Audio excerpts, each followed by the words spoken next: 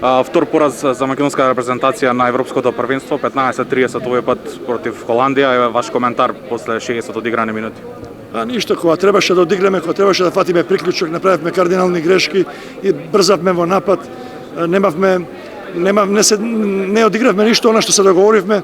Секој од играчите идеше на финта и во тој момент се правеше фаули, нападот немаше никаква течност, немаше никаква идеја, игравме без идеја, комплетно без идеја. Во одбрановен период игравме малце подобро, кога почна да промашуваме на контри, разликата се направи од многу лоши изведби во напад и контри, и мислам дека и тие најискусните падна психички во тој момент и извршиме некои измени, ама не измените не придонесоа ништо во тоа.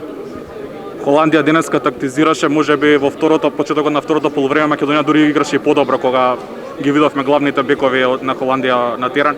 Ви изненадили можеби тактиката? Не, они се спремаат за повисоки цели, они не се спремаат за нас или они се спремаат да продолжат во вториот дел, да бидат први или втори, да идат натака во Словенија и да се борат за медаља.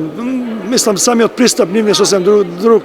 Они и тренираат на денот на утакмица многу појако него што тренираме ние, например.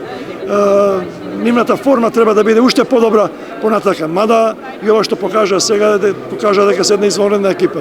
Само ние помогнаме во тоа. Како да се подобри впечатокот против Романија? Ништо, впечатокот против Романија треба да промениме